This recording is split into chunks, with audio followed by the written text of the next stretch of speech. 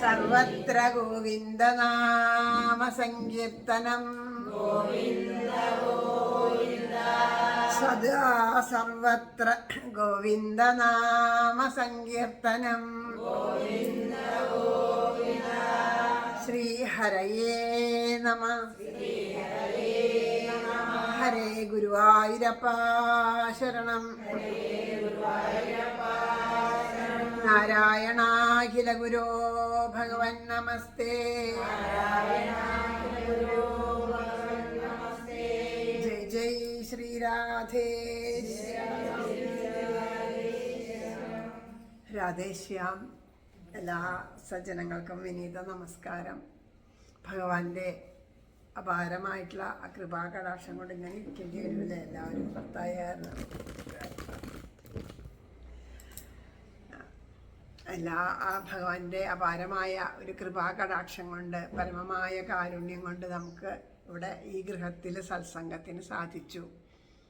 ഓരോ ഗൃഹവും നാമജപം കൊണ്ട് പവിത്രമാക്കുക എന്നുള്ള ഭഗവാന്റെ കാരുണ്യം തന്നെയാണ് നമ്മുടെ ഗൃഹങ്ങളിൽ നാമജപത്തിനുള്ള ആ ഒരു മഹാഭാഗ്യം. ഇന്ന് ശരിക്കും ആ ഭഗവാന്റെ അത്രയും ഒരു കാരുണ്യം കൊണ്ട് തന്നെയാണ് ഇന്നിവിടെ എത്തിപ്പെട്ടത്. അമ്മ അങ്ങനെ അത്രയും ആഗ്രഹം പറഞ്ഞപ്പോൾ ഞാൻ മറ്റന്നാൾ ഞാൻ ബോംബെ പോവുകയാണ്.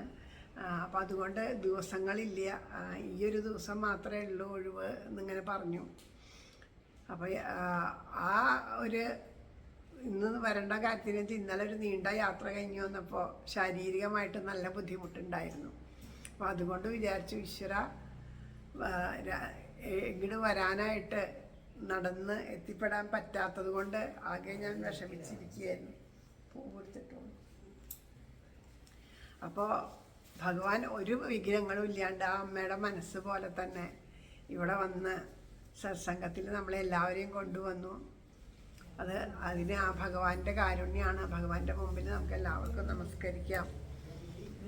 അങ്ങനെ ഓരോ ഗൃഹങ്ങളിലും ഇനി മുടങ്ങാണ്ട് ഈ വൃശ്ചിക മാസം ഇപ്പോൾ തുടങ്ങി അല്ലേ, ഈ ഒരു ആദ്യത്തെ ഒരു 10 ദിവസം ഞാനുണ്ടാവില്ല എന്നുണ്ടാവുണ്ട്. അതൊരു കാരണം വയ്ക്കണ്ട. നിങ്ങളെല്ലാവരും പറ്റുന്ന പോലെയൊക്കെ ഓരോരോ ഗൃഹത്തിൽ നാമജപം തുടങ്ങും. നിങ്ങൾ വന്ന് ഒന്നും വേണ്ട, ഒരു വിളക്ക് കൊളുത്തി വെച്ച് നാമം ജപിച്ച് പോകാൻ നല്ലതാണ്.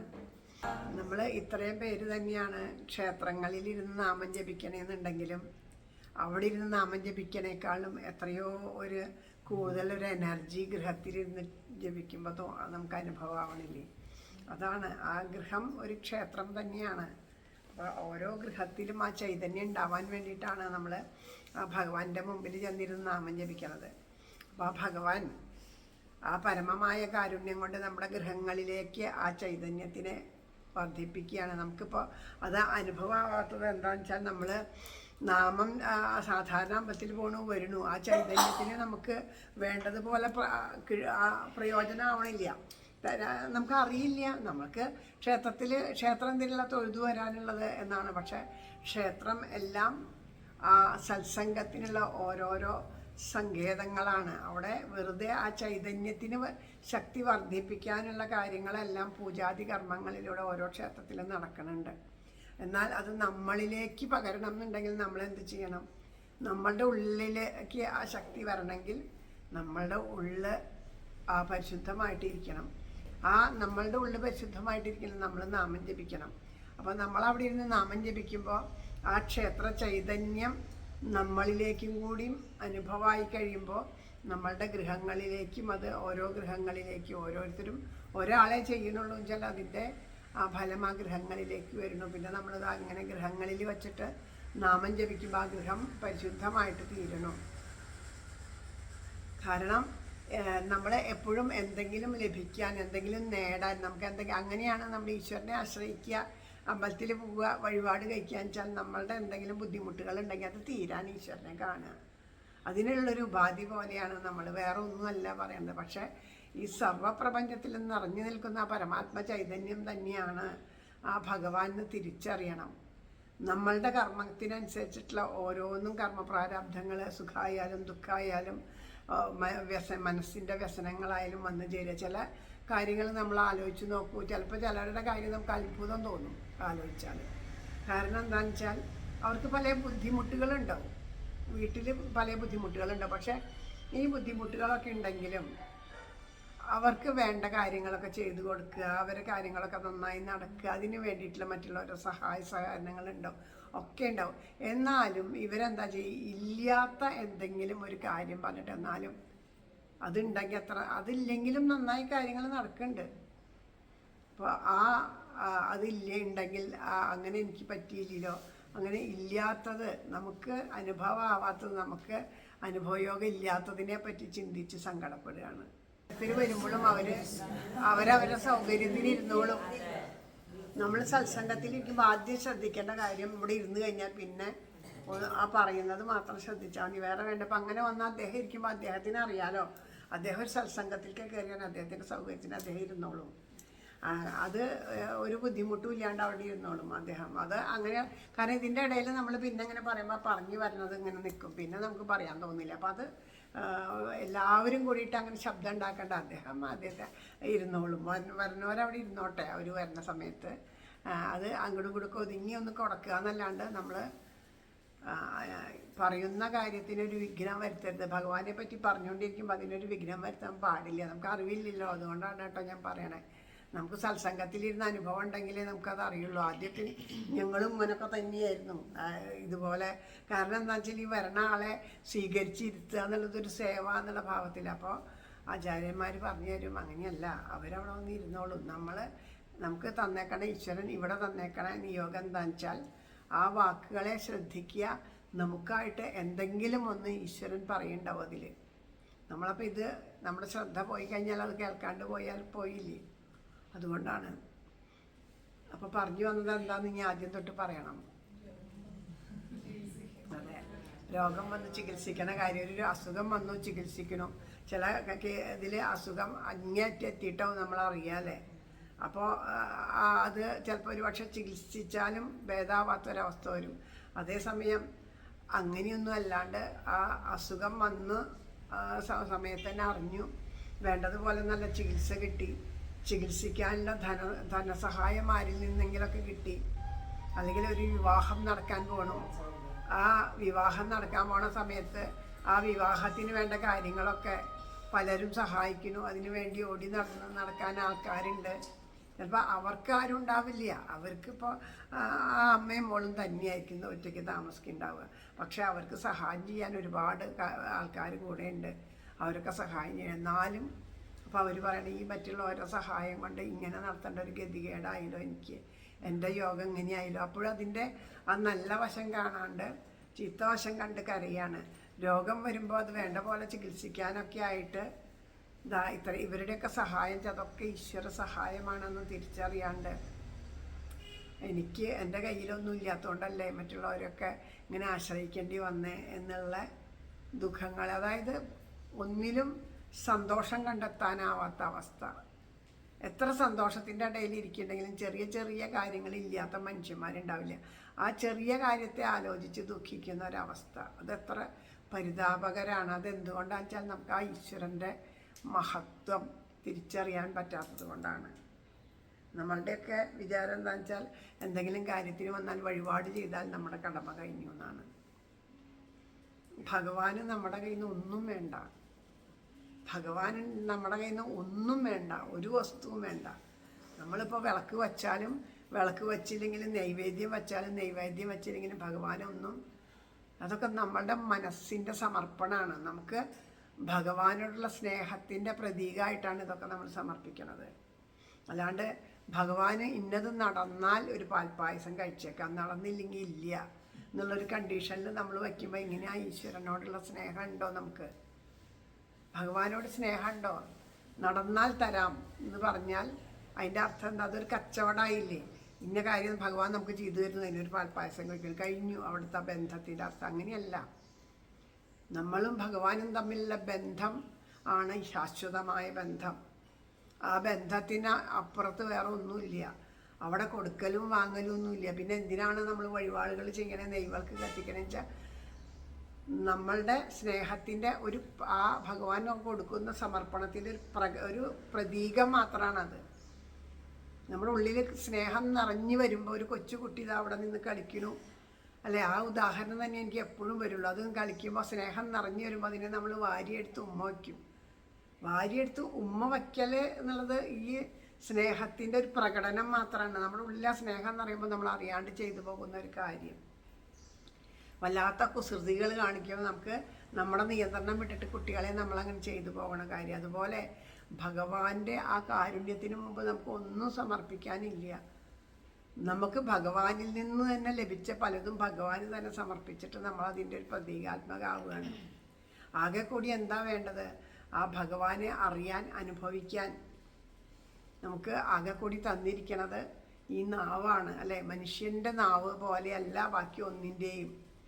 ഈശ്വരനാമം ജപിക്കാൻ, ഈശ്വര കഥകളെ വാഴ്ത്താൻ, ഈശ്വര കീർത്തനങ്ങൾ വാഴ്ത്താൻ ഈ നമുക്ക് സാധിക്കുന്ന പോലെ മറ്റുള്ളവർക്ക് സാധിക്കണില്ല അല്ലേ. എല്ലാവർക്കും നാവുണ്ട് അല്ലേ. നാവ് എന്തിനു തന്നു ഭഗവാൻ, നാരായണ നാമം പാടാൻ. നാമം ജപിക്കാനാണ് നാവ്. പക്ഷെ നമ്മൾ നാമം ജപിക്കലൊഴിച്ച് ബാക്കിയൊക്കെ ആ നാവ് കൊണ്ട് ചെയ്യുന്നുണ്ട്. ആ നാവ് കൊണ്ട് പറയാത്ത കാര്യങ്ങളില്ല. പരിശുദ്ധമാക്കി വെക്കണം നാവ്. ഇപ്പോൾ നമ്മൾ അമ്പലത്തിലേക്ക് പോകുന്നുണ്ട്, എപ്പോൾ പോവുകയായാലും കുളിച്ച് ശുദ്ധമായി വൃത്തിയുള്ള വസ്ത്രം ധരിച്ചിട്ട് അമ്പലത്തിലേക്ക് പോവുക അല്ലേ. കാരണം എന്താ? പരിശുദ്ധി വേണമെന്ന് പറയും.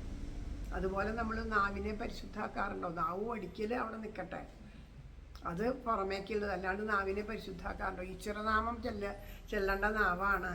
ഈ നാവ് കൊണ്ട് അനാവശ്യമായ കാര്യങ്ങൾ പറയില്ല എന്ന് പറഞ്ഞ് നമ്മൾ ആ നാവിനെ ശുദ്ധി ചെയ്ത് വയ്ക്കാറുണ്ടോ? നാമം ചൊല്ലി പരിശുദ്ധമായാലും 1000 നാമം ചൊല്ലി ശുദ്ധമാക്കിയ നാവ് കൊണ്ട് ഒരൊറ്റ വാക്കുകൊണ്ട് അശുദ്ധമാക്കി തീർക്കുക നാവിനെ.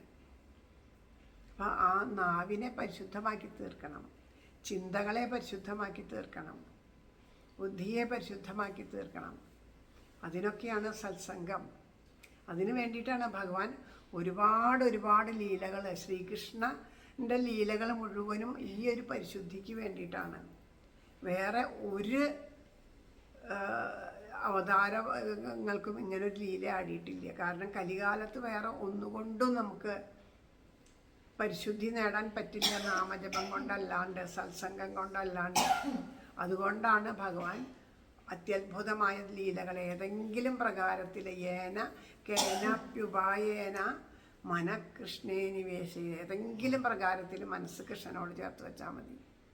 അത് ഭഗവാനോടുള്ള ഇഷ്ടം ഏതു വിധത്തിലായിക്കോട്ടെ ചേർത്ത് വച്ചാൽ. കംസൻ്റെ കഥയൊക്കെ നമ്മൾ കേട്ടിട്ടുണ്ട്. കംസൻ ഇഷ്ടത്തോട് കൂടിയിട്ടൊന്നുമല്ല, ഭയത്തോട് കൂടിയിട്ടാണ് ഏതു സമയവും.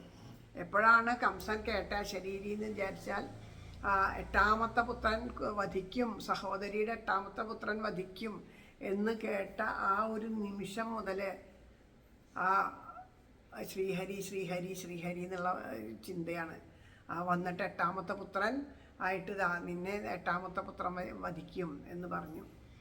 അപ്പോൾ തൊട്ടിട്ട് ആ 8ാമത്തെ പുത്രനെ ചിന്തിച്ച് ഇരുന്നു. പറഞ്ഞു, നിൻ്റെ ആ 8ാമത്തെ പുത്രനാണ് അത് അവിടെ നന്ദഗോകുലത്തിൽ കൃഷ്ണനായിട്ട് വളർന്നതെന്ന് കേട്ടപ്പോൾ തൊട്ടിട്ട് തുടങ്ങി കൃഷ്ണൻ്റെ അതിനൊരു നാമം. ആദ്യം നാമവും രൂപമൊന്നും ഉണ്ടായില്ല, ഒരു ഭയം മാത്രമേ ഉണ്ടായുള്ളൂ. 8ാമത്തെ പുത്രൻ അത് മാത്രമേ ഉണ്ടായുള്ളൂ. അത് കഴിഞ്ഞപ്പോൾ അതിന് നാമം രൂപമൊക്കെ വന്നു തുടങ്ങി. അപ്പോൾ ആ നാമരൂപത്തോട് കൂടിയിട്ടായി. പിന്നെ ആ ഓരോ നിമിഷവും ആ കുഞ്ഞിൻ്റെ ആ ബാലഭാവത്തിലുള്ള കൃഷ്ണനെ പറ്റി ധാരാളം കേൾക്കുന്നുണ്ട്. ഓരോരുത്തരും പറഞ്ഞു കേൾക്കുന്നുണ്ട്. ഇവരുടെ തന്നെ ദൂതന്മാരായിട്ടുള്ളവരൊക്കെ പോയി പറഞ്ഞു കേട്ടിട്ടുണ്ട്. അപ്പോൾ ആ ഭാവരൂപങ്ങളെ ചിന്തിച്ചുകൊണ്ട് കണ്ണാടിയിൽ ചെന്ന് നോക്കുമ്പോൾ ആ മുന്നിൽ ആ കണ്ണാടിയിൽ കൃഷ്ണൻ നിന്ന് ഇങ്ങനെ ചിരിക്കണ പോലെയാണ് കംസന് തോന്നുക, തൻ്റെ രൂപമല്ല തോന്നുക. അപ്പം ഞെട്ടി നോക്കും, ഒന്നും കൂടി നോക്കുമ്പോൾ കൃഷ്ണനാണ്. ആഹാരം കഴിക്കാൻ നിൽക്കുമ്പോൾ ഓരോ വറ്റിലും കൃഷ്ണനെ കാണാൻ നോക്കൂ. നമുക്ക് സാധിക്കുന്നുണ്ടോ? നമ്മൾ ഏതു നേരം ഭഗവാന്റെ നാമം ജപിക്കേണ്ടത് പറഞ്ഞിട്ട് പോലും നമുക്ക് സാധിക്കുന്നില്ല. ഉറങ്ങാൻ കിടന്നാൽ ജലേ വിഷ്ണു, സ്ഥലേ വിഷ്ണു, എല്ലാ ദിക്കിലും വിഷ്ണു വിഷ്ണു വിഷ്ണു. ആ ഭഗവാന്റെ രൂപം മാത്രം തന്നെ വധിക്കാനുള്ള പല ഭാവത്തിൽ വന്ന് നിൽക്കുന്നതായിട്ടുള്ള ആ ഒരു കാഴ്ചയാണ് കണ്ടുകൊണ്ടിരുന്നത്. അങ്ങനെ എത്ര വർഷം, 12, 8, 24, 25 വർഷത്തോളമുള്ള നിരന്തരമായുള്ള സ്മരണയോടുകൂടിയുള്ള ഉപാസന കൊണ്ടാണ് ആ കംസന് മോക്ഷം ലഭിച്ചത്. കംസനെ അവിടെ വധിക്കുകയൊന്നല്ല ചെയ്തത്, മോക്ഷം ലഭിക്കുക ചെയ്തത്. അപ്പോൾ ഏത് പ്രകാരത്തിലായാലും ഈശ്വരനെ ചിന്തിച്ചാൽ ഈശ്വരന് ആ മോക്ഷം ലഭിക്കും.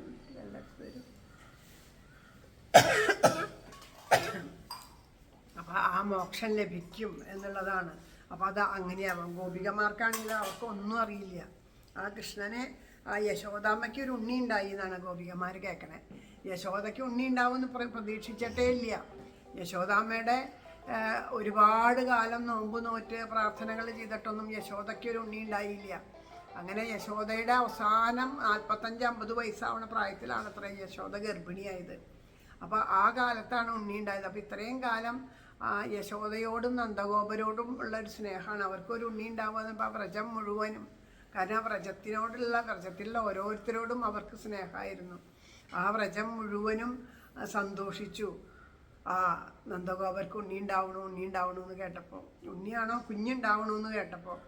അത് കഴിഞ്ഞിട്ട് ഈ അവിടെ നിന്ന് ദേവകിയുടെ ഉണ്ണിയെ അവിടെ കൊണ്ടുവന്ന് കെടുത്തി. ഈ ഇവിടുത്തെ പെൺകുട്ടിയെ അങ്ങോട്ട് കൊണ്ടുപോയതൊന്നും ആരും അറിഞ്ഞില്ല. അപ്പോഴൊക്കെ എല്ലാവരും മയക്കത്തിലായിരുന്നു എന്നാണ് പറയണേ. ആ മായാ ഭഗവതിയുടെ ഒരു മായ കൊണ്ട് എല്ലാവരും ഉറങ്ങിപ്പോയി. പ്രസവിച്ച അമ്മ പോലും സ്വന്തം കുഞ്ഞിൻ്റെ മുഖം കാണാണ്ട് ഒരു ഉറക്കത്തിൽ പെട്ടുപോയി എന്നാണ് പറയണത്. പിന്നെ ഉണരുമ്പോൾ കുഞ്ഞിൻ്റെ കരച്ചിൽ കേൾക്കുന്നു. അപ്പോഴേക്കും അവർക്ക് തോന്നണം അതിപ്പോൾ പ്രസവിച്ചു എന്നുള്ള ഭാവമാണ് എല്ലാവർക്കും.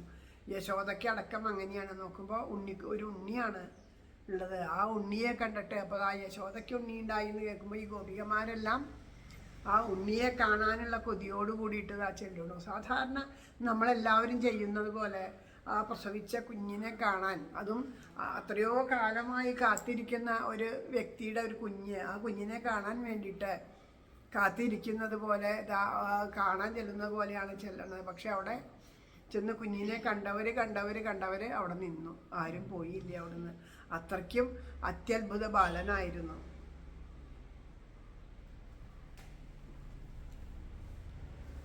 തമത്ഭുതം ബാലകമംബുജേക്ഷണം.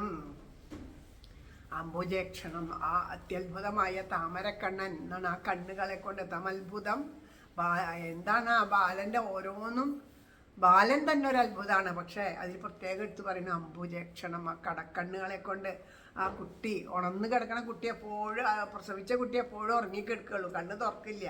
പക്ഷേ ഈ കുട്ടി അങ്ങനെയല്ല, അത്രേ കണ്ണ് വീഴ്ച കിടക്കുക. ഓരോരുത്തർ വരുമ്പോഴും അവരെ ഒരു പ്രത്യേക ഭാവത്തോടു കൂടി നോക്കുകയാണ്. ആ കുഞ്ഞിൻ്റെ ആ നോട്ടം അങ്ങോട്ട് എത്തുമ്പോഴേക്കും അവരെല്ലാവരും ആ നോട്ടത്തിൽ കണ്ണുകളെ കൊണ്ട് ആകർഷിച്ചു ഓരോ ജീവനെയും.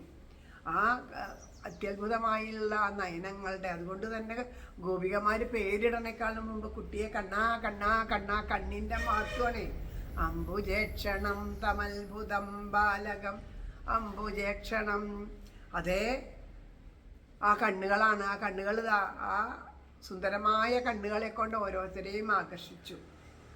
അങ്ങനെ ആ ഒരു ആകർഷണം, അറിയാത്ത ഒരു സ്നേഹമാണ് ആ ഗോപികമാർക്ക് ഉണ്ടായത്. അല്ലാണ്ട് അവർക്ക് ഇത് പരബ്രഹ്മമൂർത്തിയാണ്, ഇത് ഈശ്വരനാണെന്നൊന്നും തോന്നിയില്ല. ഒരു കുഞ്ഞിനോട് സാധാരണ സ്ത്രീകൾക്ക് ഉണ്ടാവുന്ന ഒരു ഇഷ്ടം, ആ ഇഷ്ടമാണ് തോന്നിയത്. പക്ഷേ അതിലുണ്ടായ ഒരു വ്യത്യാസം എന്താണെന്ന് വിചാരിച്ചാൽ, അവരവരുടെ വീടുകളിലും കുഞ്ഞുങ്ങളുണ്ടാവും, അപ്പുറത്തെ വീടുകളിലും കുഞ്ഞുങ്ങളുണ്ടാവും. അപ്പോൾ ബാക്കിയുള്ള കുഞ്ഞുങ്ങളെയൊക്കെ നമുക്ക് ഒരുപോലെ തോന്നിയാൽ അവനവൻ്റെ കുഞ്ഞിനോട് നമുക്കൊരു പ്രത്യേകത ഉണ്ടാവും, എത്രയായാലും അവനവൻ്റെ കുഞ്ഞാണെന്നുള്ളത്. പക്ഷേ ഇവിടെ അങ്ങനെ ഒരു വ്യത്യാസമില്ല. എല്ലാ കുഞ്ഞിനേക്കാളും എല്ലാവർക്കും വ്യത്യാസം ഈ കൃഷ്ണനോടാണ്. സ്വന്തം കുഞ്ഞുണ്ടെങ്കിൽ ആ കൃഷ്ണനോടുള്ളൊരു ഇഷ്ടം കൂടുതൽ. അങ്ങനൊരു ഇഷ്ടം ഈ ഗോപികമാർക്ക്, ഒരു പ്രത്യേകമായിട്ടുള്ളൊരു ഇഷ്ടം ഈ കൃഷ്ണനോടുണ്ടായി. അങ്ങനെ ഒരു ആകർഷണം ഈ കുഞ്ഞിനുണ്ടായി. ആ ആകർഷണം കൊണ്ട്, ആ ആകർഷണ വലയത്തിൽ പെട്ടിട്ട് കൃഷ്ണനെ മാത്രം ചിന്തിച്ച്, കൃഷ്ണനെ മാത്രം വിചാരിച്ച് തൻ്റെ ഗൃഹങ്ങളിലൊക്കെ ചെന്ന് കഴിഞ്ഞാൽ ആ കൃഷ്ണനെ പറ്റി ഓർത്തുകൊണ്ട്, അപ്പോൾ കയ്യിലുള്ള കുഞ്ഞുങ്ങളെ, അല്ലേ, നമ്മളുടെ ഇതിലൊക്കെ എന്താ വീട്ടിലുള്ള വിഗ്രഹത്തിനെ സാധാരണ ആ ഭഗവാനായിട്ട് ചിന്തിച്ച് നമ്മൾ അണിയിച്ചൊരുക്കി വർത്തമാനം പറയണം. അതുപോലെ അവനവൻ്റെ വീട്ടിലൊരു കുഞ്ഞുണ്ടെങ്കിൽ ഭഗവാന്റെ ഭാവത്തിൽ ചെയ്യുന്ന അതേപോലെ തന്നെ ഗോപികമാരും ഗൃഹത്തിൽ ചെല്ലുമ്പോൾ ആ കൃഷ്ണനെ പറ്റി ചിന്തിച്ചുകൊണ്ട് ഇത് കൃഷ്ണൻ തന്നെയാണെന്ന് ചിന്തിച്ചിട്ട് ആ കൃഷ്ണനെ യശോദാമ്മ അമ്മിഞ്ഞപ്പാൽ ഊട്ടണമെന്ന് ഭാവിച്ചിട്ട് അവനവൻ്റെ കുഞ്ഞിനെ അമ്മിഞ്ഞപ്പാൽ ഊട്ടുമ്പോൾ അവനവൻ സ്വയം യശോദയായിട്ടും ഇത് കൃഷ്ണനായിട്ടൊക്കെ സങ്കല്പിച്ചുകൊണ്ട് സങ്കല്പത്തോടു കൂടിയിട്ട് അവരിത് ആ കൃഷ്ണനിൽ തന്നെ മനസ്സ് ചേർത്ത് വെച്ച് ആ കൃഷ്ണനിലെ പരമപ്രേമികകളായിട്ട് മാറി. അത്രയും ആ പരമപ്രേമികകളായിട്ട് മാറിയ ആ ഗോപികമാർക്ക് എപ്പോഴും എന്നും ആ കൃഷ്ണനെ സ്വന്തമായിട്ട് വേണം എന്നുള്ളൊരാഗ്രഹം തോന്നി. സാധാരണ തോന്നണം, നമുക്ക് ഇഷ്ടമുള്ള സാധനം എപ്പോഴും നമ്മുടെ കൂടെ ഉണ്ടെങ്കിൽ എന്നൊരു കൊതി തോന്നുന്നുണ്ടല്ലോ. ആ കൊതി തോന്നുന്നു. ഈശ്വരനായിട്ട് പോലും ഭഗവാനെ കണ്ടിട്ടില്ല അവർ. അതുകൊണ്ട് തന്നെ അവരെന്താ ചെയ്ത്, അവർ ഈശ്വരനായിട്ട് കാണുന്നത് ആരെയാ? ദേവിയെ കാണുന്നു. ആ കാത്യായനിയാണ് കാണുന്നത്. അവർ വേഗം നിന്ന് കാത്യായനിയോട് പ്രാർത്ഥിക്കുകയാണ്. കാത്യായനി മഹാമായേ മഹായോഗിന്യധീശ്വരി നന്ദഗോപസുതം ദേവി പതിമേ കുരുതേ നമ. ആ ദേവിയോട് ചെന്ന് പ്രാർത്ഥിക്കുകയാണ്. ഭർത്താവായിട്ട് തരൂ, ഞങ്ങൾക്ക് ഞങ്ങളുടെ സംരക്ഷകനായിട്ട് തരൂ, എപ്പോഴും ആ കൃഷ്ണൻ ഞങ്ങളെ വിട്ട് പിരിയരുതേ. അപ്പോൾ കുറച്ച് കഴിഞ്ഞാൽ ആ കൃഷ്ണൻ വിട്ടു പോകേണ്ട ആളാണ്. അത് ഈ ഗോപികമാരറിഞ്ഞിട്ടില്ല. കൃഷ്ണൻ ഇപ്പോൾ അവരൊരിക്കലും ചിന്തിക്കണില്ല ഈ വൃന്ദാവനം വിട്ട് അച്ഛനമ്മമാരെ വിട്ട് കൃഷ്ണൻ എവിടേക്കെങ്കിലും പോകുന്നൊന്നും വിചാരിക്കില്ല. ഇന്നത്തെ കാലത്താണെങ്കിൽ നമ്മൾ വേണമെങ്കിൽ വിചാരിക്കും പഠിപ്പൊക്കെ കഴിഞ്ഞ് ജോലി കിട്ടി എവിടേക്കെങ്കിലും പോകാൻ. അതൊന്നുമില്ല. അവർക്കെന്താ പശുക്കളെ പാലിച്ച് നടക്കുക, വിവാഹം കഴിക്കേണ്ടതും അവർ അവിടെയുള്ള ഏതെങ്കിലും പെൺകുട്ടിയെ വിവാഹം കഴിച്ച് എന്നും ആ കൃഷ്ണൻ ഞങ്ങളുടെ കൂടെ ഉണ്ടാവും എന്നുള്ളതാണ്.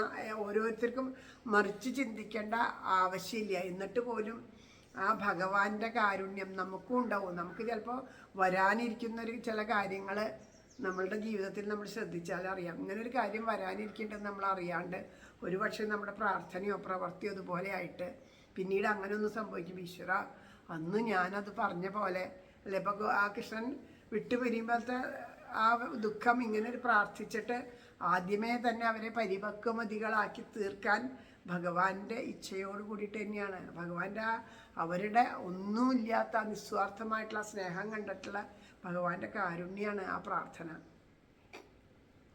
അങ്ങനെ 41 ഈ സമയത്താണ് അത്ര വൃശ്ചിക ധനുമാസത്തിലുള്ള കാലങ്ങളാണ്.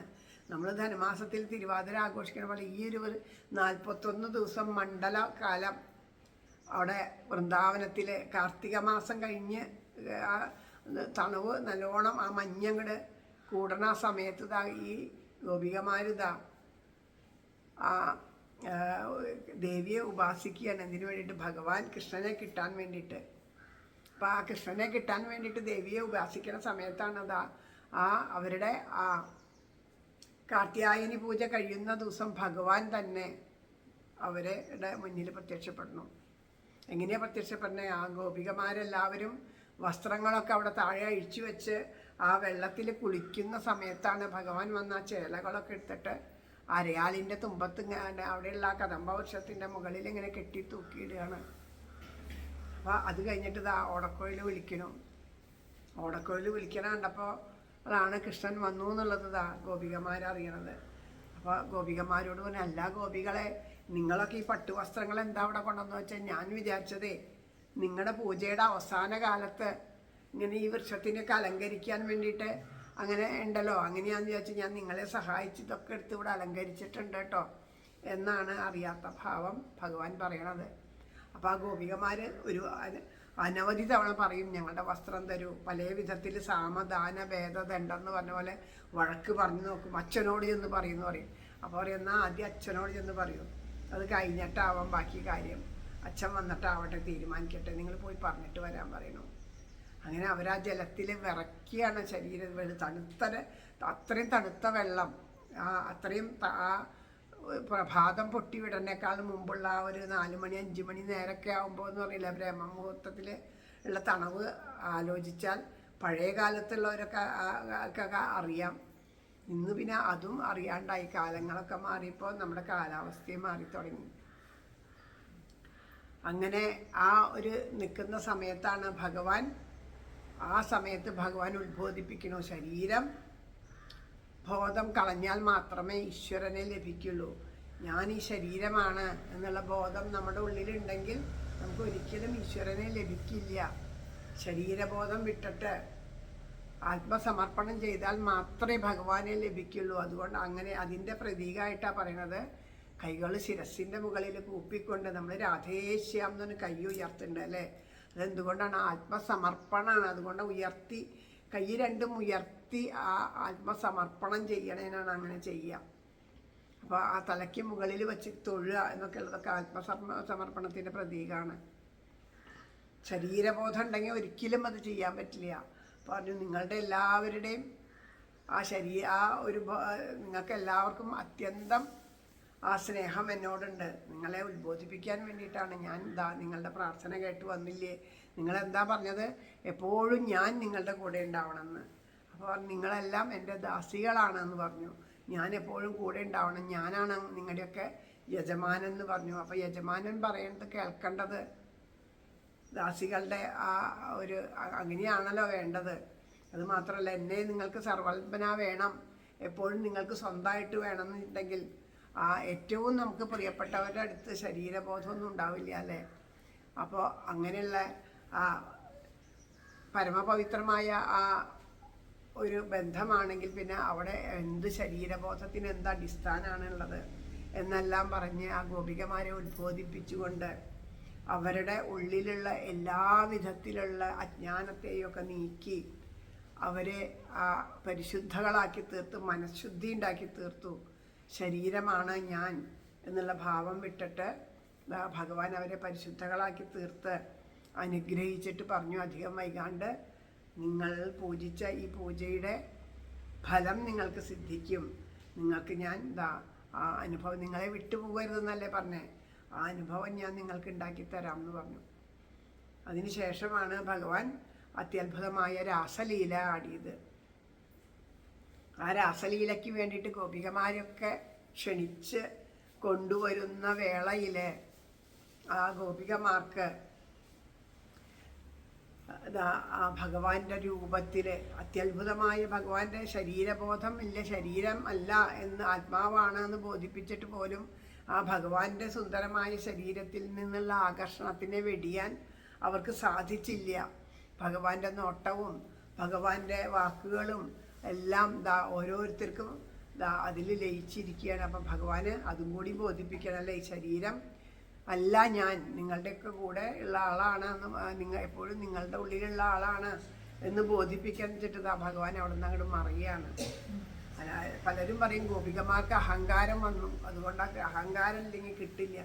അഹങ്കാരം വന്നിട്ടല്ല, ഗോപികമാർക്ക് ഉള്ള എല്ലാ ഭാവങ്ങളെയും ഭഗവാൻ ആദ്യമേ തന്നെ ഇല്ലാണ്ടാക്കി. പിന്നെ അവർക്ക് അഹങ്കാരം വരാനൊന്നുമില്ല. അവർക്ക് ആ ഭഗവാന്റെ ആ രൂപത്തിൽ മാത്രം രൂപമില്ലെങ്കിൽ അവർ അപ്പം ആ രൂപത്തിൽ ഭഗവാന്റെ ആ രൂപമാണ് ഭഗവാൻ നമ്മൾ ചിന്തിച്ചു കഴിഞ്ഞാൽ.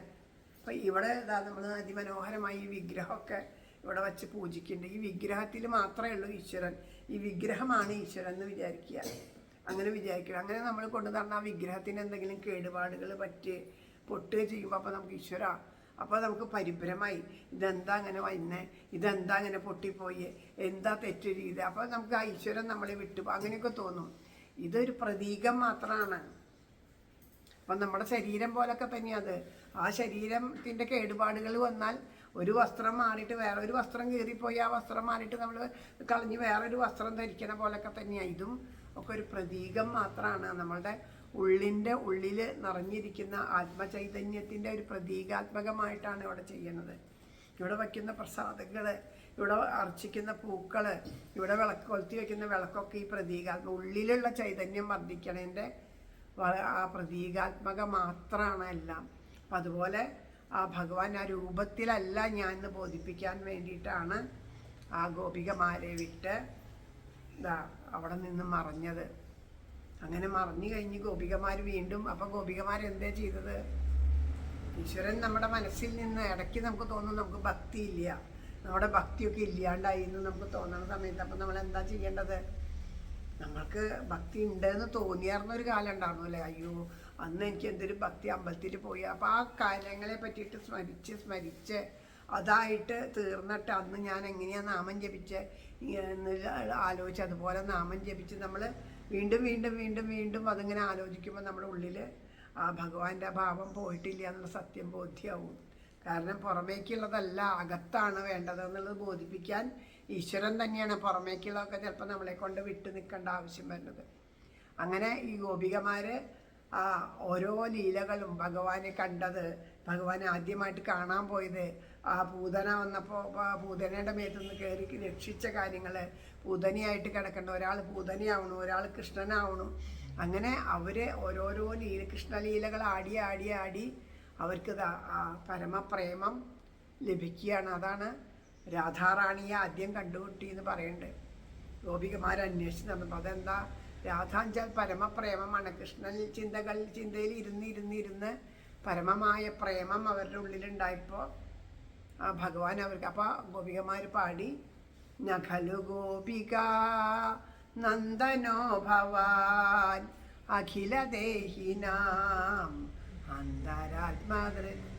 ആ ഗോപികമാരുടെ നന്ദഗോപാലനല്ല, വെറും നന്ദഗോപാലനല്ല, എല്ലാവരുടെയും അന്തരാത്മാവായിട്ടിരിക്കുന്ന ഭഗവാനാണ്, ആ സാക്ഷാൽ പരബ്രഹ്മമാണ് എന്നുള്ള സത്യം ബോധിച്ചപ്പോൾ ഇനി രൂപം ഉണ്ടായാലും രൂപം വിട്ടുപോയാലും ബുദ്ധിമുട്ടുണ്ടാവില്ല എന്ന് മനസ്സിലായപ്പോൾ വീണ്ടും ഭഗവാൻ അവരുടെ മുമ്പിൽ പ്രകടമായി വന്നിട്ട് അവർക്ക് ആത്മാനന്ദത്തെ അനുഭവിപ്പിച്ചു. ഓരോ ഗോപികമാരും അവരുടെ ഉള്ളിൽ ആത്മാവായിട്ടിരിക്കുന്ന ആ ആനന്ദം, ആ ഭക്തിയുടെ ആനന്ദത്തിൽ ഓരോ ഗോപികമാരും നൃത്തം വയ്ക്കാൻ തുടങ്ങി. ആ നൃത്തം വെച്ചാൽ ആത്മാ ആനന്ദത്തിൻ്റെ ആ ഒരു ബഹിർസ്ഫുരണമായിട്ടുള്ള നൃത്തമാണ്. ഓരോ ഗോപികയും ആ കൃഷ്ണനോടൊപ്പമായിരുന്നു വെച്ചാൽ ഓരോ ഗോപികയ്ക്കും കൃഷ്ണൻ ഉണ്ടായി എന്ന് പറഞ്ഞാൽ അവർ ആ കൃഷ്ണനെ അനുഭവിച്ചുകൊണ്ട്, ആത്മാനന്ദം അനുഭവിച്ചുകൊണ്ട്, ആ അവർ ഉള്ളിൽ അനുഭവിക്കുന്ന ആനന്ദത്തെ നേരത്തെ പറഞ്ഞ പോലെ കുഞ്ഞിനെ ഉള്ള സ്നേഹം നമുക്ക് പ്രകടമാകണത് അതിനെ വാരിയെടുത്ത് ഉമ്മ വയ്ക്കുമ്പോഴാന്ന് പറയണ പോലെ ആ ശരീരം ആനന്ദം കൊണ്ട് നൃത്തം വയ്ക്കുക എന്ന് പറയുന്നത്. അതുപോലെ ഓരോ ജീവനും ആനന്ദ നടനമാടുകയാണ് ചെയ്യണത് അവിടെ. അവരുള്ളിലുള്ള ആ ആത്മഭാവം അനുഭവിച്ചുകൊണ്ട്. അതാണ് രാസക്രീഡ എന്ന് പറഞ്ഞാൽ. ആ ഒരു ഭാവം നമ്മൾ ഓരോരുത്തർക്കും ഉണ്ടായാൽ നമ്മളെല്ലാവരും ഗോപികമാരായി. നമുക്കും രാസക്രീഡ അനുഭവം ഉണ്ടാവും. നമ്മുടെ കൂടെയും ഭഗവാൻ രാസക്രീഡ ഉണ്ടാവും. അതിന് വേണ്ടിയിട്ട് ആദ്യം വേണ്ടത് എന്താ? മനസ്സ് പരിശുദ്ധമാവണം. അപ്പം നമുക്ക് തോന്നുകയാണ് പഠിപ്പ് വേണ്ടേ, വിവരം വേണ്ടേ, അറിവ് വേണ്ടേ, ഭാഗവതം വായിക്കാൻ അറിയില്ല, സംസ്കൃതം വായിക്കാൻ അറിയില്ല, നാമം ചെല്ലാൻ മാത്രമേ അറിയുള്ളൂ. അതന്നെയുള്ളൂ. ഗോപികമാർക്ക് എന്താ അറിഞ്ഞ? ഇത് മാത്രമേ അറിയണ്ടായുള്ളൂ. അവർ ഏത് നേരം ശ്രീകൃഷ്ണ ഗോവിന്ദ ഹരേ മുരാരേ ഹേ നാഥ നാരായണ വാസുദേവ, അങ്ങനെ നാമം ജപിച്ച് മാത്രം. അത് നാമജപം എന്ന് വെച്ചാൽ നമ്മളുടെ പോലെ നാമം ജപിച്ച് എന്തോ കിട്ടണം, നാമം ജപിച്ചാൽ അത് വേണം, നാമം കഴിച്ചാൽ സമാധാനം ഉണ്ടാവും, നാമം ജപിച്ചാൽ സംതൃപ്തി ഉണ്ടാവും, നാമം ജപിച്ചാൽ അങ്ങനെയൊന്നും പ്രതീക്ഷിക്കണ പോലും ഇല്ല. അവർക്ക് നാമം ജപിക്കാൻ. നിങ്ങളെന്തിനാ ഗോപികമാരെ ഇങ്ങനെ നാമം ജപിക്കണേ? ആവോ ഞങ്ങൾക്കറിയില്ല. നിങ്ങളെന്തിനാ കണ്ണനെ ഇഷ്ടപ്പെടണേ? ആവോ ഞങ്ങൾക്കറിയില്ല. ഞങ്ങൾക്ക് കണ്ണനെ ഇഷ്ടമാണ്, അത് മാത്രമേ ഞങ്ങൾക്കറിയില്ല. എന്തിനാ ഇഷ്ടപ്പെടണേ? എന്നാൽ വേറെ എന്തെങ്കിലും ഇഷ്ടപ്പെട്ടൂടെ? വേറെ ഒന്നിനെയും കണ്ണനെ ഇഷ്ടപ്പെടുന്ന പോലെ ഇഷ്ടപ്പെടാൻ സാധിക്കുന്നില്ല. വേറെ ഒരു നാമവും ഞങ്ങൾക്ക് ജപിക്കാൻ തോന്നണില്ല, വേറെ ഒന്നും പറയാൻ തോന്നില്ല. നാമം ഇങ്ങനെ ജപിക്കുക. ഞങ്ങൾ അറിഞ്ഞിട്ട് ചെയ്യണ പ്രവൃത്തിയല്ല, അറിയാണ്ട് ചെയ്തുകൊണ്ടേ ഇരിക്കുക ഈ നാമജപം. ഞങ്ങളുടെ ഉള്ളിൽ നിന്ന് ഇങ്ങനെ ഒഴുകി വരികയാണ്. അത് ഒഴുകി വരുമ്പോൾ ഞങ്ങൾക്ക് നല്ല സന്തോഷമാണ്, നല്ല സുഖമാണ്. അപ്പം ഞങ്ങൾ അതിൽ ലയിച്ചിട്ടാണ് ഓരോ ജോലികളും ചെയ്യണത്. അപ്പം നമുക്കും അറിവൊന്നുമല്ല, അടിസ്ഥാനം എന്താ ഗോപികമാർ കാണിച്ചു തരണു. കോപം കൊണ്ടായാലും ഭഗവാനെ പ്രാപിക്കാൻ പറ്റുന്ന കംസൻ കാണിച്ചു തരുന്നു അല്ലേ. ഭയം കൊണ്ടായാലും, കോപം കൊണ്ട് ഹിരണ്യാക്ഷൻ എവിടെ ഞാനിപ്പോൾ വധിക്കും, എപ്പോൾ വധിക്കും, ഇവിടെ ഉണ്ട് കൃഷ്ണൻ എന്ന് അന്വേഷിച്ച് നടന്നു. അവസാനം ചോദിച്ചു, ഈ തൂണിലുണ്ടോ എന്ന് ചോദിച്ചപ്പോൾ ഈ തൂണിലുണ്ട്. ഞാൻ കാണുന്നില്ലല്ലോ എന്ന് ചോദിച്ചപ്പോൾ ഞാൻ കാണണു എന്ന് പറഞ്ഞു. എന്നാൽ ഞാൻ നോക്കട്ടെ, ഈ തൂണ് ഞാൻ വെട്ടിപ്പിളർക്കാൻ പോവുക, ഇതിൽ നിന്റെ നാരായണൻ ഇല്ലെങ്കിൽ അടുത്തത് നിന്റെ കഴുത്താ വെട്ടുക എന്ന് പറഞ്ഞിട്ടാണ് തൂണിനെ നോക്കണത്. അപ്പോൾ ആ ദേഷ്യം കൊണ്ട് അന്വേഷിച്ചപ്പോഴും ഭഗവാനെ കണ്ടെത്തി, ദേഷ്യം കൊണ്ട് അന്വേഷിച്ചപ്പോഴും കണ്ടെത്തി, ഭയം കൊണ്ടായപ്പോഴും കണ്ടെത്തി, കാമം കൊണ്ട് ആ ഒരു ഇഷ്ടം മാത്രമാണ് ഉണ്ടായത്. കാമം എന്ന് പറഞ്ഞാൽ നമ്മൾ ഇന്ന് പറയുന്ന കാമല്ല കേട്ടോ, ആഗ്രഹം, കൃഷ്ണനോടുള്ള ഒരു ആഗ്രഹം കൊണ്ട്. അതുകൊണ്ട് ഏത് വിധത്തിൽ ആഗ്രഹിച്ചാലും ആ ഭഗവാന്റെ അടുത്തേക്ക് മനസ്സ് ചേർത്ത് വയ്ക്കുക, അതാണ് വേണ്ടത്. അതിനാണ് പ്രയത്നിക്കേണ്ടത്, ഈശ്വരനെ അനുഭവിക്കാൻ വേണ്ടിയിട്ട്. അപ്പോൾ ആ അനുഭവം ഉണ്ടാവുമ്പോൾ നമ്മളുടെ ഗൃഹത്തിൽ അങ്ങനെ ആ ഈശ്വരൻ നിറഞ്ഞു നിൽക്കുമ്പോൾ, പിന്നെ ആ ഈശ്വരഭാവത്തിലിരിക്കുമ്പോൾ നമുക്ക് എന്ത് ദുഃഖമാണ് ഉണ്ടാവുക, പിന്നെ നമുക്ക് എന്താ വിഷമം ഉണ്ടാവുക? നമ്മുടെ എന്തുണ്ടെങ്കിലും ആ ഭഗവാൻ കൂടെ ഉണ്ട് എന്നുള്ളൊരു ഭാവം വരും. അങ്ങനെയുള്ള ആ ഭാവം വരാൻ വേണ്ടിയിട്ടാണ് നമ്മളൊക്കെ നാമം ജപിക്കേണ്ടത്. അപ്പം നമുക്ക് അങ്ങനെ നാമം ജപിക്കാൻ സാധിക്കട്ടെ. നമുക്ക് എല്ലാവർക്കും ഈ ഭാവങ്ങളൊക്കെ ഉൾക്കൊണ്ടുകൊണ്ട് നാമം ജപിക്കാൻ സാധിക്കട്ടെ എന്ന് പ്രാർത്ഥിക്കുന്നു. നമുക്കെല്ലാവർക്കും നാമം ജപിക്കാം. നമ്മളിപ്പോൾ ഇത്രയും പറഞ്ഞ കാര്യങ്ങൾ ശ്രദ്ധയോടുകൂടി കേട്ട് അതിനെ ഉൾക്കൊണ്ടിട്ടുണ്ടെങ്കിൽ നമ്മളുടെ നാമജപം വെറും യാന്ത്രികമാവില്ല, അത് ഹൃദയത്തിൽ തൊട്ട നാമജപമായിരിക്കും. അപ്പോൾ നമുക്കത് ഈശ്വരാനുഭവം തരുന്ന നാമജപമായിരിക്കും. എങ്ങനെയാണോ ഗോപികമാർ ആ രാസം അനുഭവിച്ചത്, ആ രാസത്തിൻ്റെ മന്ത്രരൂപമാണ് ഹരേരാമ മന്ത്രം എന്ന് മഹാത്മാക്കൾ പറയുന്നു. അപ്പോൾ നമ്മൾ ഇന്ന് നാമം ജപിക്കുമ്പോൾ നമുക്ക് അനുഭവമാവുക ആ രാസം, കൃഷ്ണനോടുകൂടി ആടുന്ന രാസം ആടുന്നത് പോലെയാണ് അനുഭവമാവുക. അപ്പോൾ നമ്മൾ വേറെ ഒരു ശ്രദ്ധ ഉണ്ടാവില്ല, അവനവനിൽ മാത്രം ശ്രദ്ധിച്ച്, അവനവൻ്റെ ഉള്ളിലിരിക്കുന്ന ആത്മാവിൽ മാത്രം ശ്രദ്ധിച്ച് ബാക്കി എല്ലാ ശ്രദ്ധകളെയും മാറ്റിക്കൊണ്ട് നാമം ജപിക്കാൻ നമുക്ക് ഓരോരുത്തർക്കും സാധിക്കണം അല്ലേ. നമ്മളിങ്ങനെ എത്രയോ വർഷങ്ങളായിട്ട് നാമം ജപിക്കുന്നു. അതിനൊക്കെ ആ നാമം ജപിക്കുന്നത് നമ്മുടെ ജീവിതത്തിൽ അത് നമുക്ക് അനുഭവമായിട്ട് തീരണ്ടേ, അല്ലെങ്കിൽ പിന്നെ അതുകൊണ്ട് കാര്യമില്ലല്ലോ. അതിനെ അനുഭവമാക്കാനാണ് നമ്മൾ പ്രവർത്തിക്കേണ്ടത്. എന്തൊരു കാര്യം ചെയ്യാലും നമുക്കത് അനുഭവമായിട്ട് തീരണം അല്ലേ. വെറുതെ സ്കൂളിൽ പോയിരുന്നുകൊണ്ട് കാര്യമില്ല, പഠിച്ചാൽ മാത്രമാണ് അറിവുണ്ടാവുള്ളൂ എന്ന് പറയും അല്ലേ. അപ്പോഴാണ് അല്ലേ ഒരു പരീക്ഷയൊക്കെ ഉണ്ടാവുമ്പോൾ മാർക്കൊക്കെ കിട്ടുള്ളൂ. പരീക്ഷയ്ക്ക് ഇപ്പോൾ എല്ലാ മാർക്കും ഫുൾ മാർക്ക് കിട്ടണമെന്നുണ്ടെങ്കിൽ എന്ത് വേണം? ശ്രദ്ധ വേണം. അതുപോലെ മനനം ചെയ്യണം. പറഞ്ഞ കാര്യങ്ങൾ ഇവിടെ കേട്ട് അങ്ങോട്ട് പോയ കാര്യമില്ല. വീട്ടിൽ ഒന്ന് മനനം ചെയ്യണം, പഠിക്കണം. ഇതൊക്കെ കഴിഞ്ഞാൽ പഠിച്ച കാര്യങ്ങളെ വീണ്ടും ഓർമ്മിക്കണം ഇടയ്ക്കിടയ്ക്ക്. അങ്ങനെയല്ലേ നമ്മൾ സ്കൂളിൽ പഠിക്കുമ്പോൾ. അത് കഴിഞ്ഞത് ആ പരീക്ഷയിൽ ഏത് ചോദ്യം വന്നാലും ഉത്തരം എഴുതാൻ പാകത്തിനാവണം, ഉത്തരം എഴുതണം, മാർക്ക് മേടിക്കണം. അപ്പോഴാണ് ജയിക്കുക അല്ലേ. അപ്പോൾ ഭഗവാൻ ഇതുപോലെ നമ്മൾ നാമം ജപിക്കുമ്പോൾ നമ്മുടെ ജീവിതത്തിലും ഉണ്ടാവും പല പരീക്ഷകൾ വരും. രോഗങ്ങളായിട്ട്, ദുരിതങ്ങളായിട്ട്, ബുദ്ധിമുട്ടുകളായിട്ട്. അപ്പോൾ നമുക്ക് തിരിച്ചറിയാൻ പറ്റണം ഇത് നമ്മുടെ കർമ്മപ്രാരാബ്ധം തീരാൻ വേണ്ടിയിട്ട് ഈശ്വരൻ നമുക്ക് നൽകുന്ന ആ പരീക്ഷയാണ്. ഈ പരീക്ഷയിൽ ശ്രദ്ധിച്ച് ആ പരീക്ഷ എഴുതിയാൽ മാത്രമേ നമ്മൾ വിജയിക്കുള്ളൂ അല്ലേ. അപ്പോൾ അവിടെ പതറി, നമ്മൾ അടിപതറി, മനസ്സ് പതറി, വേണ്ടതുപോലെ ചെയ്യാൻ പറ്റാണ്ടായിച്ചാൽ പരീക്ഷയിൽ നമ്മൾ തോറ്റു. അങ്ങനെ തോൽക്കാൻ പാടില്ല. അങ്ങനെ ആധ്യാത്മികമായിട്ട് ഉന്നത തലത്തിലെത്തണമെങ്കിൽ ജപിക്കുന്ന ഓരോ നാമവും ഉൾക്കൊണ്ട് ആസ്വദിച്ച് അനുഭവിച്ച് ഭഗവാനോട് കൂടിയിട്ടുള്ളത് രാസമാടുന്ന രാസാനുഭവം അനുഭവിച്ചു കൊണ്ട് വേണം. ആഹ്ലാദത്തോടു കൂടിയിട്ട് വേണം, സന്തോഷത്തോടു കൂടിയിട്ട് വേണം. അവനവനിലേക്ക് മാത്രം ശ്രദ്ധ വച്ചിട്ട് വേണം. അപ്പോഴാണ് നമുക്ക് അത് അനുഭവമാവുള്ളൂ. എല്ലാവർക്കും അനുഭവമാവട്ടെ എന്ന് പ്രാർത്ഥിക്കുന്നു. നമുക്ക് നാമം ജപിക്കാം. സർവത്ര ഗോവിന്ദ നാമ സങ്കീർത്തനം.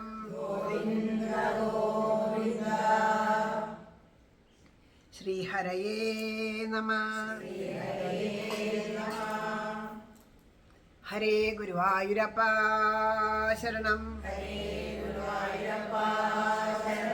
നാരായണാഖില ഗുരോ ഭഗവൻ നമസ്തേ.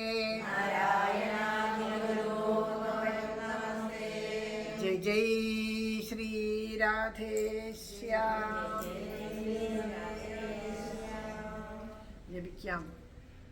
ഹരേ രാമ ഹരേ രാമ രാമ രാമ ഹരേ ഹരേ ഹരേ കൃഷ്ണ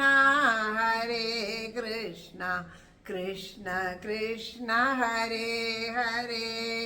ഹരേ രാമ ഹരേ രാമ രാമ രാമ ഹരേ ഹരേ ഹരേ കൃഷ്ണ കൃഷ്ണ കൃഷ്ണ ഹരേ ഹരേ. ഹരേ രാമ ഹരേ രാമ രാമ രാമ ഹരേ ഹരേ ഹരേ കൃഷ്ണ കൃഷ്ണ കൃഷ്ണ ഹരേ ഹരേ. ഹരേ രാമ ഹരേ രാമ രാമ രാമ ഹരേ ഹരേ ഹരേ കൃഷ്ണ കൃഷ്ണ കൃഷ്ണ ഹരേ ഹരേ. ഹരേ രാമ ഹരേ രാമ രാമ രാമ ഹരേ ഹരേ ഹരേ കൃഷ്ണ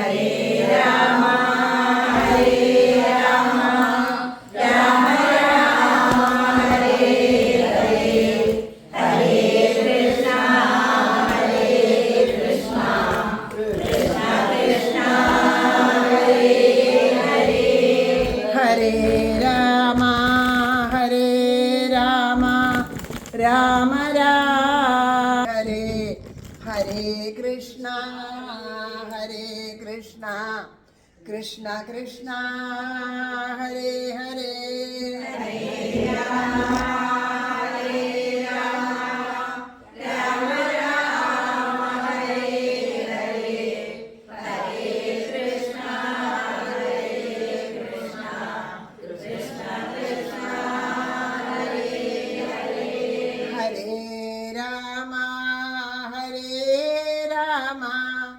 രാമ രാമ ഹരേ ഹരേ ഹരേ കൃഷ്ണ കൃഷ്ണ കൃഷ്ണ ഹരേ ഹരേ ഹരേ രാമ ഹരേ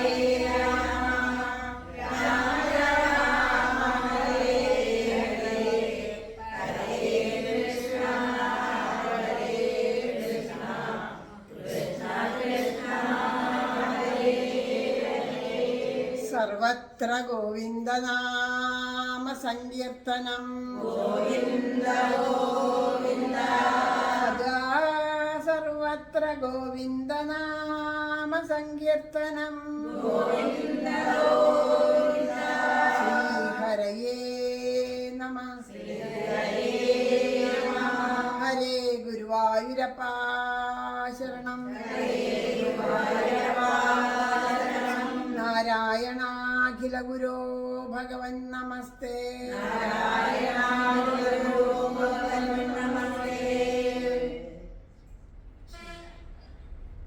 രാധേശ്യാം എല്ലാവർക്കും വീണ്ടും വീണ്ടും മനസ്സുകൊണ്ട് നമസ്കരിക്കുകയാണ്.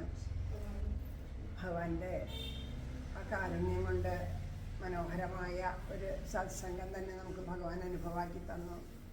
എല്ലാവർക്കും എല്ലാ നന്മകളും ഉണ്ടാവട്ടെ എന്ന് ആത്മാർത്ഥമായിട്ടും പ്രാർത്ഥിക്കുകയാണ്.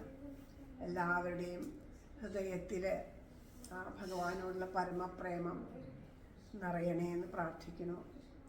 പരസ്പരം സ്നേഹത്തോടു കൂടിയിട്ട് സന്തോഷത്തോടു കൂടിയിട്ട് നിസ്വാർത്ഥമായിട്ട് നിഷ്കപടമായിട്ട് നിഷ്കളങ്കമായിട്ട് എല്ലാവരോടും പെരുമാറാനും നല്ല രീതിയിൽ പ്രവർത്തിക്കാനും മനസ്സിൽ നന്മ നിറയണേന്നും എല്ലാ ആത്മാർത്ഥമായിട്ട് പ്രാർത്ഥിക്കണം.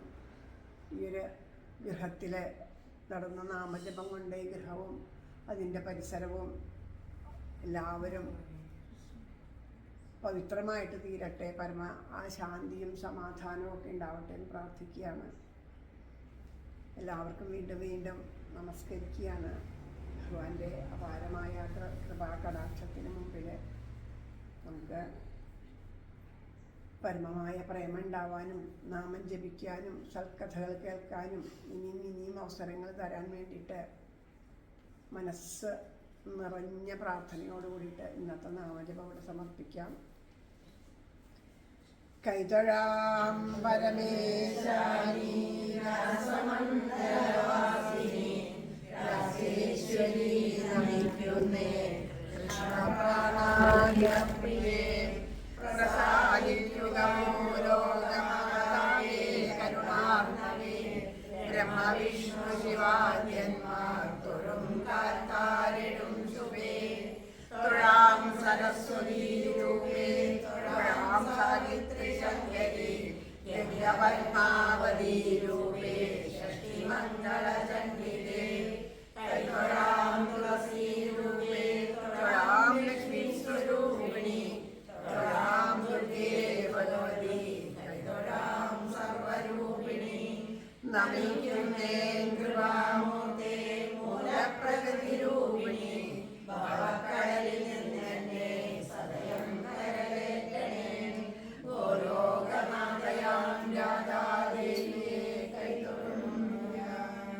ബർഹാവേദം നടവരവപുകർണയോ കർണികാരം വിഭ്രദ്വാസകരകവിശം വൈജയന്തീജ്യമാലാം രദ്രാൻ വേണോ രഥസുതയാം പൂരയൻ ഗോപവൃന്ദൈ വൃന്ദാരണ്യം സ്വതരമണം പ്രാവശ്യഗീതകീർത്തി ഗോലോകനാഥനാം രാധാകൃഷ്ണനെ കൈതൊഴുന്നു ഞാൻ.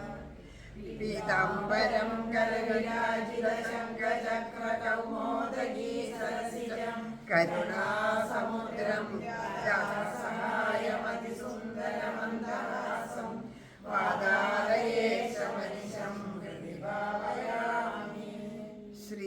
ഗുരുവായൂരപ്പ ശരണം. നാരായണാഖില ഗുരു ആരോടുമുള്ളിൽ പകയേശിടാതെ നേരായ മാർഗത്തെ വെടിഞ്ഞിടാതെ രാഗാദിയിൽ പെട്ടു വലഞ്ഞിടാതെ ഇരേണമേ കൃഷ്ണമദീയ ജന്മം. ജയ് ജയ് ശ്രീരാധേശ്യാം. കർപ്പൂരം കത്തിച്ചോളൂ. ആരെ അമ്മ കത്തിച്ചോളൂ. ഹരേ രാമ ഹരേ രാമ